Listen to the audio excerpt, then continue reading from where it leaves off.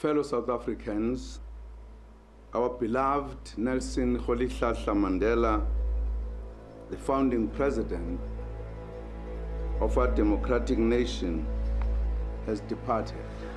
Rolihlahla Mandela, long live! Viva Nelson Mandela, viva! Thank you very much, President Jacob Zuma, former President Thabo Mbeki, former President F.W. de Klerk,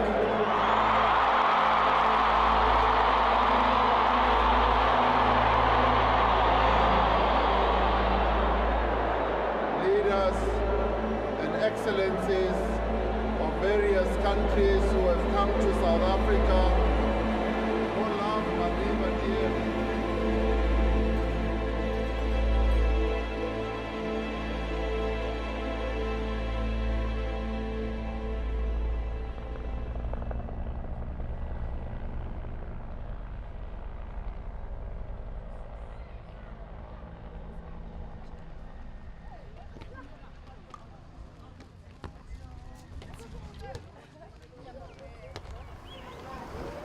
And what do you think of the other guy? The other guy? You know him? No. The white guy? The white one? Yeah. Not yet. De Klerk. Right. Yeah, I know this guy. I know. What do And you think of him? Madiba. De Klerk was the first president to bite the bullet and say, apartheid is unworkable. The country that was the epitome of injustice suddenly becomes the epitome of peaceful resolution of what appeared to be totally intractable problems. The good thing about him is that once he became president, whatever his own political origins, he then did not stop processes that had already started, inching towards the negotiations that ultimately were held. There are not that many examples in history of leaders who negotiate the end of their own system.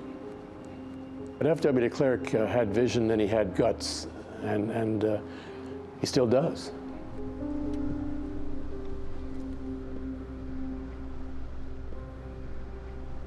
My name is Frederik Willem de Klerk. I'm called by my initials, in Afrikaans, my home language, FW, in English, FW. If I look at my career as a president, I really have no regrets. What I did prevented a catastrophe in South Africa.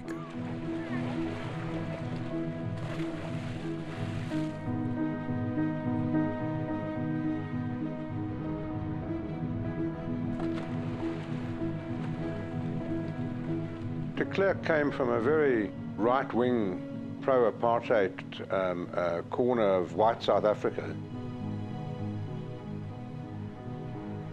His father was one of the leaders and architects of the apartheid system.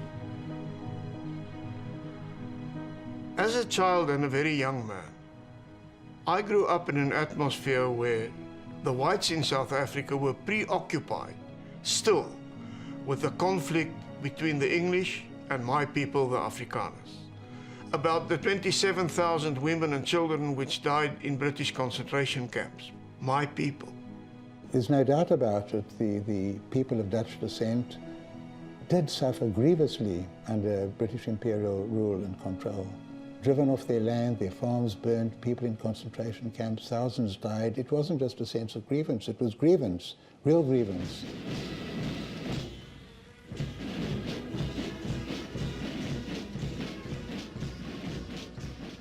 The whole central theme of Afrikaans history had been the development of its right to self-determination. We shall become nobody's corpse.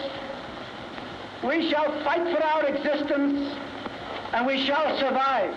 Here is this white tribe in Africa, very small, surrounded by these millions on the African continent who are black, So they felt threatened.